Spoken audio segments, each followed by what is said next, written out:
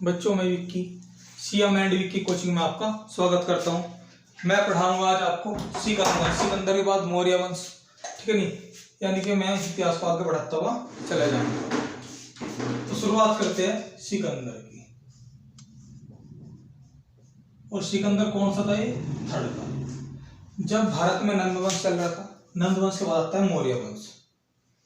तो बीच में ही सिकंदर भारत पर आक्रमण करने के लिए आ जाता है। क्लियर इस बात को लेकर। और ये विदेशी है। ये कौन सा है? विदेशी है। यानी कि नंदवंश और मौर्य वंश के जो बीच का काल है वो विदेशी आगमन का काल है, यानी कि सिकंदर वाला काल है। तो शुरुआत करते हैं सिकंदर। तो सिकंदर कौन सा था? ये थर्ड था। क्लियर। अब क्वेश्चन आता है, इसका दूसरा नाम क्या है? दूसरा नाम क्या है? इसको बोलते हैं the great Alexander. The great Alexander. Clear. तो क्वेश्चन अगर द ग्रेट अलेक्जेंडर किसे कहते हैं? तो सिकंदर थर्ड को। ऑप्शन में सिकंदर फर्स्ट भी होगा, सिकंदर सेकंड भी होगा, सिकंदर थर्ड भी होगा। तो इसका आंसर होगा सिकंदर थर्ड। इसका जन्म कई बार पूछा गया है कि इसका जन्म कब हुआ। सीधे से बता रहा हूँ, 356 बीसी। बीसी का मतलब होता है ईसा पूर्व, यानी कि घटता क्रम। ये क्वेश्चन कई बार आया, इसका जन्म कब हुआ। फिर पूछ लेते हैं ये कहाँ का शासक था, यानी कि इसका जन्म कहाँ हुआ। तो मैसोडोनिया अगर ऑप्शन में ना हो तो मकदूनिया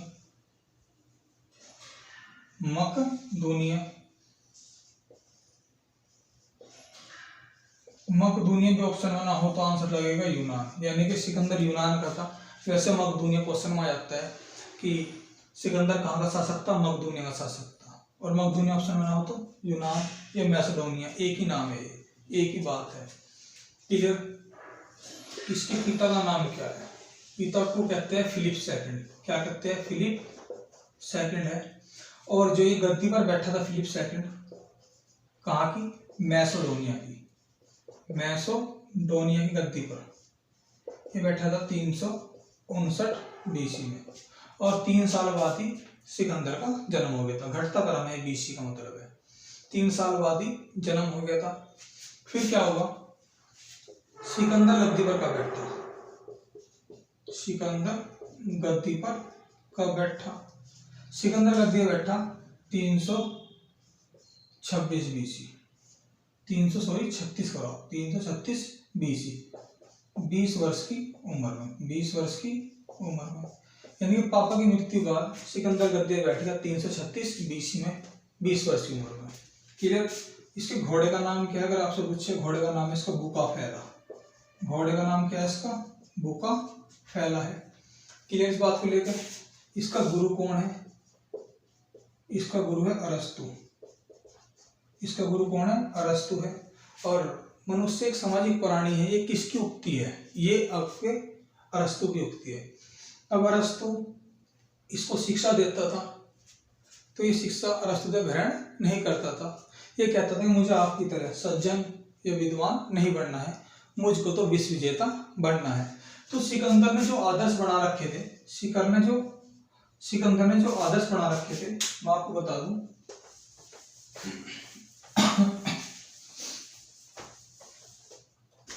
तो सिकंदर ने जो आदर्श बना रखे थे, यानी कि जो उसका आइडियल थे, आदर्श थे, वो कौन था? हरक्यूलिस था और आपका साइरस था। और साइरस कौन था? ईरानी था। ये कभी ना कभी अपने समय के विश्व विजेता थे। क्लियर इस बात को लेकर। इस बात को आपकी समझ में आ गई होगी। यानी कि आदर्श जो बना रखा था हरक्यूलिस और साइरस को बना रखा था, ये कभी ना कभी अपने समय के विश्व विजेता थे। तो इनको आदर्श मानकर इनकी तरह से ही ये विश्व विजेता बनना चाहता था। अगर आपसे कह दें कि देखो, साइरस ने भारत पर प्रथम आक्रमण करा था, लेकिन ये कैसा आक्रमण था? ये था असफल आक्रमण। अगर आपसे क्वेश्चन पूछ ले कि भारत पर सबसे पहले विदेशी आक्रमण, भारत पर सबसे पहले विदेशी आक्रमण, विदेशी आक्रमण किसने करा, किसने करा? तो आपका आंसर होगा ईरानियों ने। किसने करा था?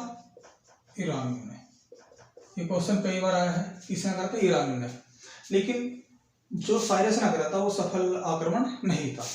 तो जो सफल आक्रमण था वो करा तो ईरानियों ने ही है। सफल आक्रमण करा किसने है? करा ईरानियों ने ही है।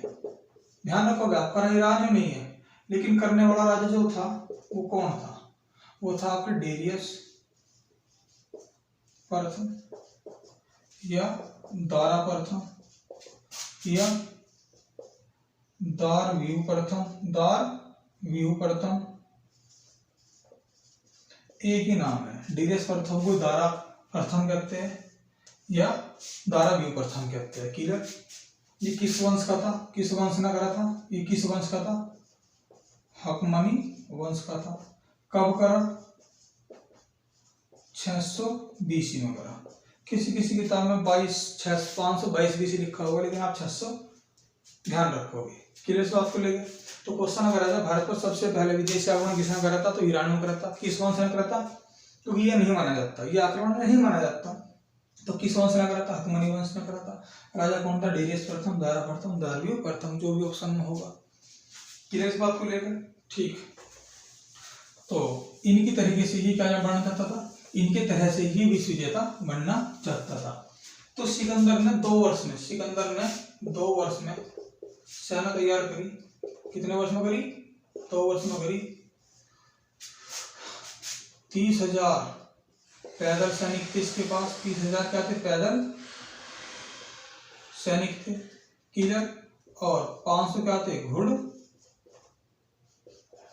सवार थे। 500 क्या थे? घुड़ सवार थे। वो जो ये सेना थी क्या प्रकार की थी? 2 प्रकार की थी। एक थी जल सेना और एक थी थल सेना। क्लियर?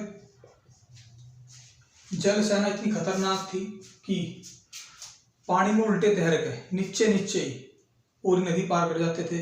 और थल सेना इतनी खतरनाक थी कि पर्वत ऐसे पार कर जाते थे जैसे कोई गली पार कर गई हो। तो जल सेनापति क्वेश्चन आता है कि जल सेनापति कौन था? जल सेनापति था इसका निरियाकस। क्लियर इस बात को लेकर? और थल सेनापति कौन था? थल सेनापति था आपके सेल्यूकस निकेटर।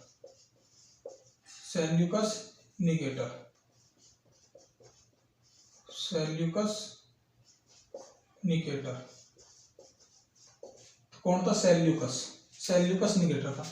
इसकी लड़की थी कार्निया चेलना हेलना।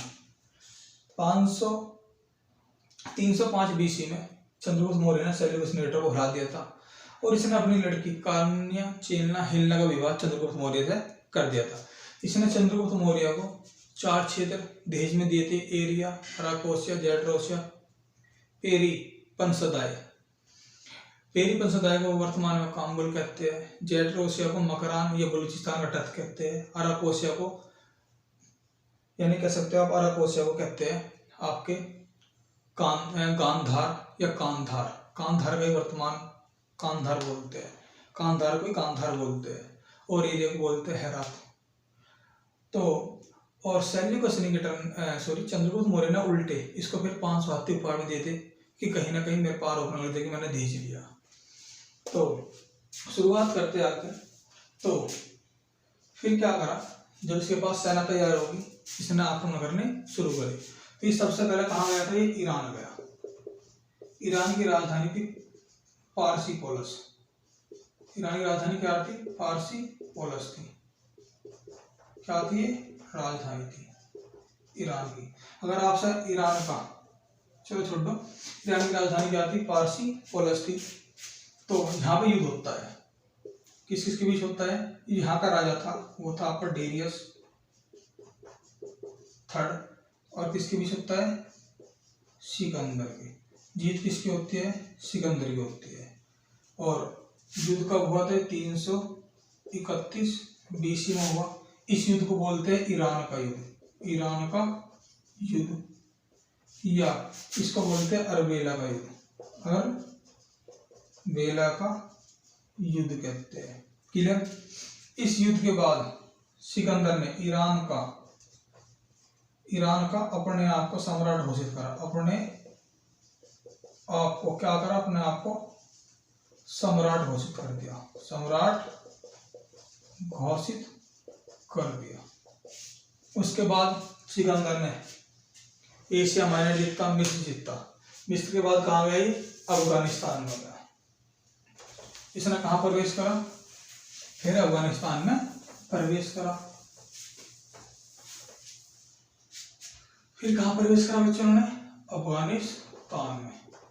अफगानिस्तान में प्रवेश करा और एक नगर बसाया अफगानिस्तान में, इसको बोलते हैं अराकोसिया। अराकोसिया इसे बोलते हैं अलेक्जेंडर ऑफ अराकोसिया। क्लियर है। और वर्तमान में नाम क्या है इसका? वर्तमान में बोलते हैं इसको कांधार। ठीक है, नहीं कोई दिक्कत इस बात को लेकर। उसके बाद क्या होता है? एक दर्रा पड़ता है, इसको बोलते हैं खैबर दर्रा। एक दर्रा पड़ता है, इसको बोलते हैं खैबर दर्रा। ये अफगानिस्तान प्लस पाकिस्तानी क्या है भैया? सीमा पर है। क्लियर है। जैसे इसने खैबर दर्रा पार कर रहा, ये जो खैबर दर्रा पार कर रहा था तो एक जनजाति पड़ती है, जिसको बोलते हैं हस्ती। और ये यूनानी नाम दिया था, यूनानी नाम दिया एस्टर। एक जनजाति पड़ती है, जैसे खैबर दर्रा पार कर रहा था तो खैबर दर्रे में जनजाति पड़ती है हस्ती, इसको बोलते हैं यूनान के लोगों द्वारा दिया गया नाम है। तो यूनान के लोग बोलते हैं इसको एस्टर और हम बोलते हैं इसको हस्ती जनजाति। क्लियर है। इसकी जो राजधानी थी पुष्करवती थी। क्लियर है। इस जनजाति ने सिकंदर को 40 दिन तक रोके रखा। एक जनजाति ऐसी थी जिसने सिकंदर को 40 दिन तक अकेले रोक दिया। अन्य किसी पे हिम्मत नहीं हुई कि सिकंदर को 40 दिन रोक दे। लेकिन जीत किसकी हुई? फिर भी जीत तो हुई सिकंदर की। ठीक है नहीं। और लगभग 40,000 लोग बंदी बनाए गए थे। क्लियर। उसके बाद क्या होता है? उसके बाद जैसे खैबर दर्रे की ओर फिर आगे की ओर बढ़ा तो एक नगर पड़ता है जिसको बोलते हैं मसवंती नगर। यहाँ की जो रानी थी उसका नाम था रानी करपावती थी। और यहीं एक किला था उसको बोलते हैं मशक्का किला। तो फिर युद्ध होता है किसी के? युद्ध होता है रानी कृपावती के साथ। तो फिर युद्ध कौन सा युद्ध किसी के हुआ? युद्ध होता है आपके रानी कृपावती प्लस किसके बीच? सिकंदर के बीच। जीत किसकी हुई? सिकंदर की हुई। तो इस युद्ध में पूर्णतः महिला से लड़ा था। इस युद्ध में पूर्णतः किससे लड़ा? महिला से लड़ा। क्लियर। ये सब बात पाकिस्तान की है क्योंकि खैबर दर्रा पार करती पाकिस्तान पड़ता है, तो ये सब बात पाकिस्तान की थी। तो क्लियर। और पाकिस्तान में एक फिर नगर बसाया जिसको बोलते हैं निकैया नगर। पाकिस्तान में कौन सा नगर बसाया? पाकिस्तान क्या बसाया? नगर बसाया, इसको बोलते हैं निकैया नगर।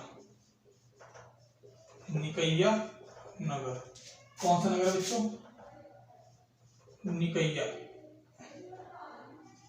निकैया नगर। ये विजयनगर है।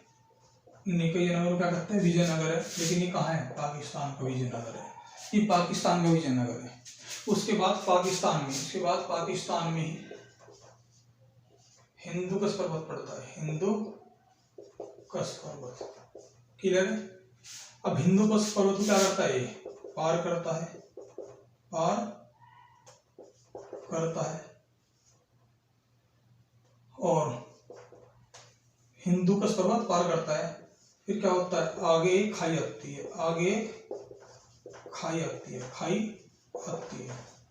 क्लियर है। तो पाकिस्तान में हिंदुकुश पर्वत पड़ता है, हिंदुकुश पर्वत को पार करता है, आगे एक खाई आती है।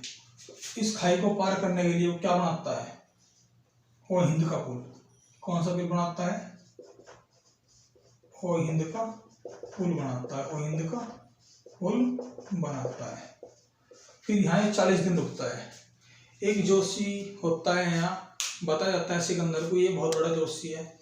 तो सिकंदर उस जोशी को यहाँ दिखाता है कि मेरी मृत्यु कब होगी। तो जोशी हाथ देकर समझ जाता है कि इसकी मृत्यु निकट है। अब जोशी डायरेक्ट नहीं कहता कि तेरी मृत्यु निकट है, जोशी घुमा फिरा कर कहता है कि जिस दिन तेरे को छत सोने की और धरती लोहे की चमकेगी उस दिन तेरी मृत्यु निश्चित है। सिकंदर हंसता है, सोचता है कि मेरी मृत्यु तो होनी नहीं है, क्योंकि मुझे सोने की छत चमकेगी नहीं और धरती लोहे की चमकनी है नहीं, तो मेरी मृत्यु नहीं होगी। उसके बाद क्या होता है, जब वो हिंद का पुल बनवा लेता है तो वो हिंद का पुल बनवाने के बाद तक्षशिला पड़ता है। क्लियर है। फिर क्या पड़ता है, हिंदुकुश पर्वत पार करके खाई पड़ती है और खाई के पार फिर क्या होता है, तक्षशिला पड़ता है। क्या पड़ता है, तक्षशिला। क्लियर। तक्षशिला का राजा कौन था उस समय, तक्षशिला का राजा था अंबिक।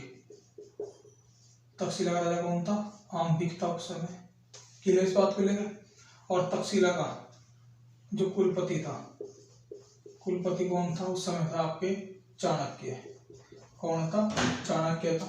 चाणक्य को ही विष्णुगुप्त कौटिल्य कहते हैं। बचपन का नाम अजय है, माँ का नाम चणक, माँ का नाम चाणक्य है। इसकी पुस्तक है अर्थशास्त्र, जो राजनीति पर आधारित है। 15 अधिकरणों में बटी हुई थी। क्लियर है। तो बताएंगे चाणक्य के बारे में जब मैं मौर्य वंश पढ़ा रहा होगा।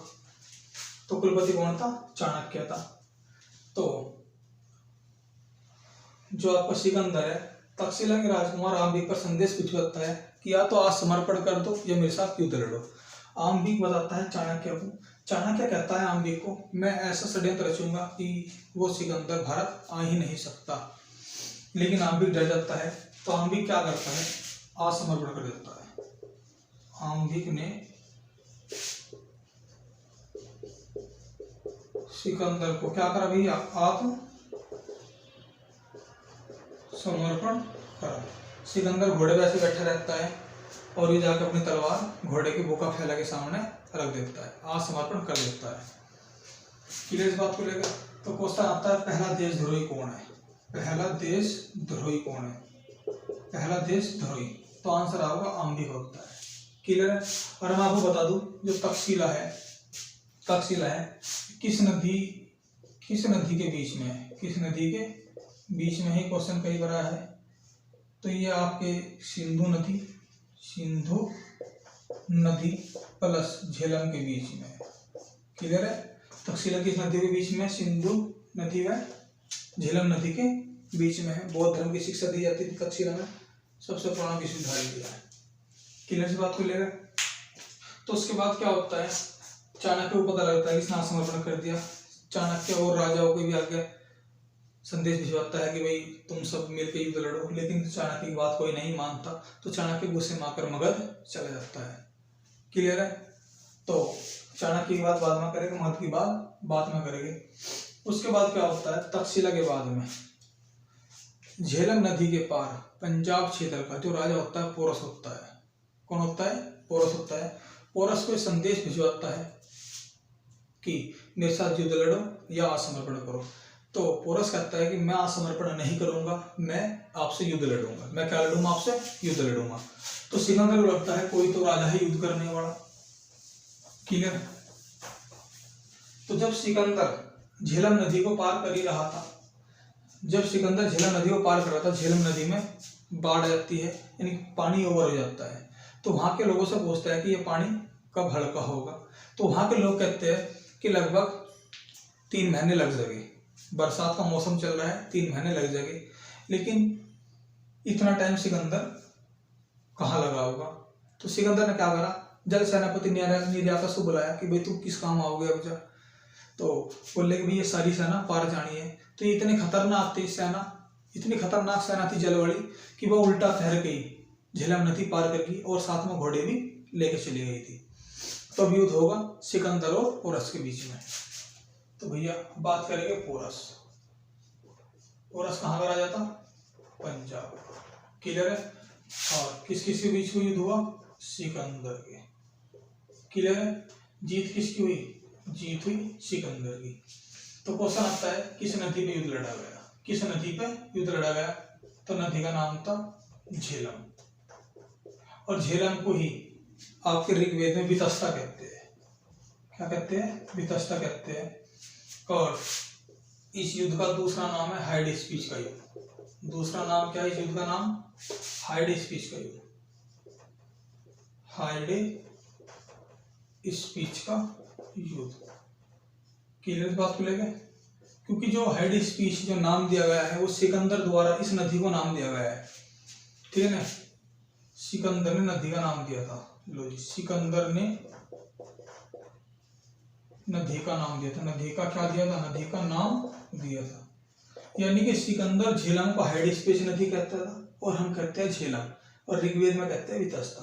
तो क्वेश्चन आता है कि ये युद्ध कब हुआ था? ये युद्ध हुआ था 326 BC में। तो क्वेश्चन आता है कि भारत पर सिकंदर ने कब आक्रमण करा? तो भारत पर सिकंदर ने कब आक्रमण करा? 326 में। ये लो, सिकंदर ने भारत पर आक्रमण करा। तो क्वेश्चन आता है सिकंदर ने भारत पर कब आक्रमण करा? 326 में। किस किस के बीच युद्ध हुआ था? पोरस और सिकंदर के। पोरस राजा कहाँ का था? पंजाब का था। किस नदी में युद्ध लड़ा गया था? झेलम नदी पे। या हाइड स्पीच का युद्ध कब हुआ था? 326 में। किस किस के बीच हुआ था? सिकंदर और पोरस की। जीत किसकी हुई? सिकंदर की। लेकिन सिकंदर ने फिर भी जीतता हुआ साम्राज्य वापिस पोरस को दे दिया था कि सिकंदर रणनीति जानता था कि कहीं ना कहीं सिकंदर मेरे आगे चलकर काम आएगा। तो इतना मैटर खत्म हो जाता है। उसके बाद मैं आपको बताऊं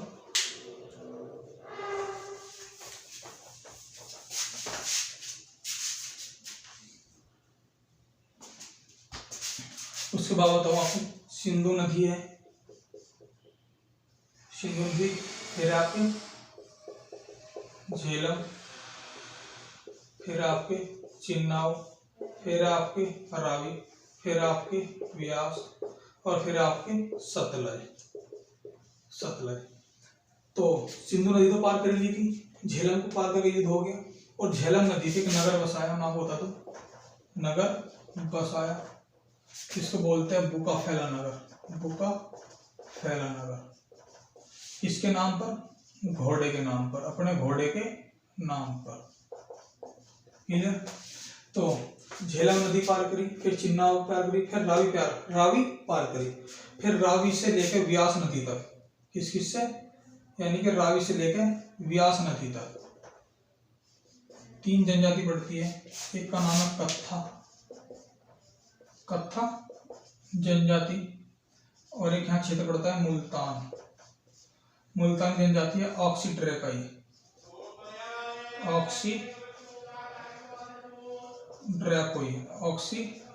है। और एक है मोंटगोमरी। जो मोंटगोमरी की जनजाति है उसका नाम है मल्लई जनजाति। क्लियर है? तो जब रावी से व्यास नदी तक जा रहा था, तो रावी से कहाँ जा रहा था वो? समझा? रावी से व्यास नदी तक जा रहा था। कौन सी जनजाति आक्रमण करती है? तो कत्था जनजाति क्या करती है? आक्रमण करती है। क्लियर है? जीत किसकी हुई? फिर भी जीत फिर भी किसकी हुई? सिकंदर की हुई। किसकी हुई? सिकंदर की हुई। तो ये बड़ी भयंकर जनजाति थी, काफी अच्छा युद्ध होता है। तो सिकंदर की सेना के मन में भय बनता चला जाता है, क्योंकि पहले भी युद्ध हो चुके हैं जनजाति के साथ, फिर युद्ध हुआ और ये दो जनजाति छिप जाती है कि भाई सिकंदर आ रहा है, तो छिप जाती है, अपने आप को छिपा लेती है। तो जब सिकंदर की सेना किस नदी पर आती है? व्यास नदी पर आती है, सेना आती है। क्लियर है? तो वहां के लोगों ने सेना उड़ा देता कि भैया रास्ते में बहुत जनजाति बढ़ेगी, व्यास नदी के पास घनानंद रहे, तेरी गर्दन काट देगा, बहुत भयंकर है, बहुत क्रूर है। तो सेना के मन में कहीं ना कहीं डर बढ़ जाता है। फिर सेना थकी भी गई थी, घर से बहुत दूर आ गई थी। तो क्वेश्चन आता है कि किस नदी को पार करने से मना करा था सिकंदर की सेना ने? तो व्यास नदी को पार करने से क्या करा? पार करने से मना करा। किसने? सेना ने। तो क्वेश्चन कई बार आया कि सिकंदर की सेना ने किस नदी को पार करने से मना करा? व्यास नदी को। कारण क्या था मैं आपको बता दूं, घर से दूर आ गए थे, घर से बहुत दूर आ गए थे, बहुत दूर आ गए थे। दूसरा कह सकते हैं आप, घर की याद आ रही थी, घर की याद आ रही थी। क्वेश्चन आ जाता है क्यों मना करा? समझ में? क्वेश्चन आ जाता है क्यों मना करा? तो कारण थे घर से बहुत दूर आ गए थे, घर की याद आ रही थी। क्लियर? तो फिर क्या होता है? सिकंदर वापिस चलता है और मैं आपको बता दूं फिर वो क्या करता है कि कुछ दिन व्यास नदी पर रुकता है। तो ये क्या करता है? व्यास नदी के तट पर क्या करता है? 1200 वेदिकाओं का निर्माण करता है। 1200 वेदिकाओं का क्या करता है? वेदिकाओं का क्या करता है? निर्माण करता है, प्लस विधि पूर्वक यज्ञ करता है। विधि पूर्वक क्या करता है? यज्ञ करता है, विधि पूर्वक यज्ञ करता है। और साथ में क्या लेकर गया? मोर लेकर गया। तो फिर क्या करता है? कुछ दिन यहाँ रुकता है, उसके बाद फिर वापिस चलता है। और जो जीते हुए क्षेत्र है सीरिया वगैरह, तो जो सीरिया का राजा है, सीरिया का राजा बना देता है सेल्यूकस निकेटर। राजा बनाता है सेल्यूकस निकेटर को। ध्यान रखोगे आप, कभी कभी क्वेश्चन आ जा कि सिकंदर सीरिया का राजा किसे बना गया था? सेल्यूकस निकेटर को बनाकर गया था। क्लियर? उसके बाद क्या होता है? जब भी वापिस चलते हैं तो मुल्तान की जो जनजाति है आक्सीड्रैकोई और मोंटगोमरी जनजाति है मल्ला जनजाति, इनको लगता है कि सिकंदर को पता लग गया और हमसे युद्ध करना आ रहा है, जबकि सिकंदर को पता भी नहीं था। इन दोनों ने क्या करा? ये दोनों मिल गए, इन दोनों ने मिलकर क्या करा? सिकंदर पर हमला कर दिया। सिकंदर पर क्या करा? हमला करा। कब करा? वापस जाते समय, जबकि सिकंदर को तो पता भी नहीं था। क्लियर? जब अचानक हमला होता है तो सिकंदर की सेना बिल्कुल बौखला जाती है और फिर भी जीत तो सिकंदर की होती है, लेकिन क्या होता है? सिकंदर की सेना जख्मी हो जाती है और सिकंदर भी जख्मी हो जाता है और इन जनजाति का यो विनाश कर देता है सिकंदर। उसके बाद क्या होता है? सिकंदर इसमें क्या हो गया? घायल हो गया।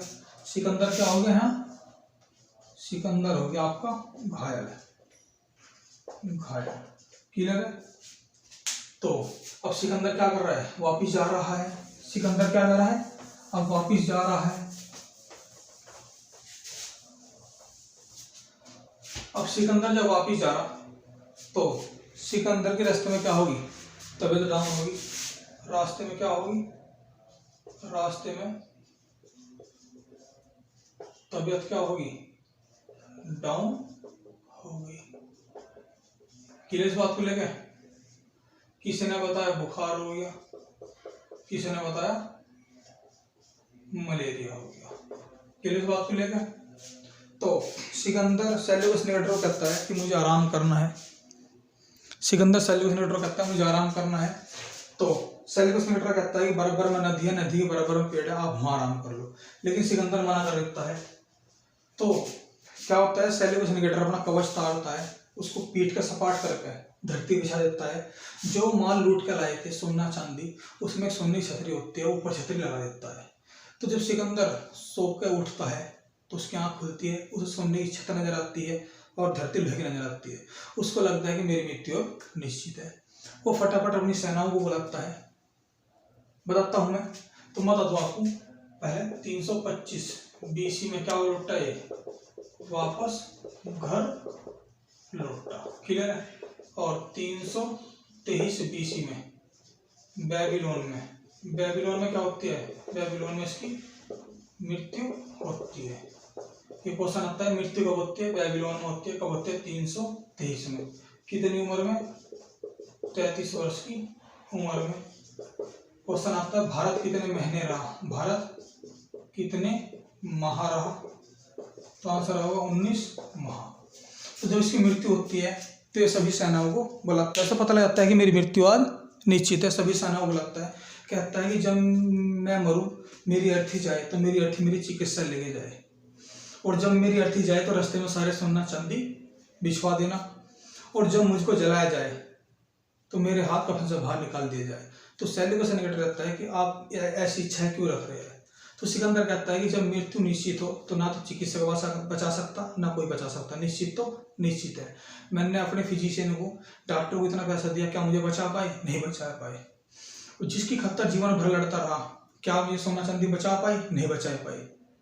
और जब मैं मर रहा हूँ, सबको पता लगना चाहिए कि मेरे हाथ खाली है, यानी कि जिस काम के लिए पूरे जीवन लड़ा, आज वो भी साथ नहीं है। तो बच्चों, आज के लिए इतना ही काफी है। मिलेंगे नेक्स्ट वीडियो में। मौर्य वंश।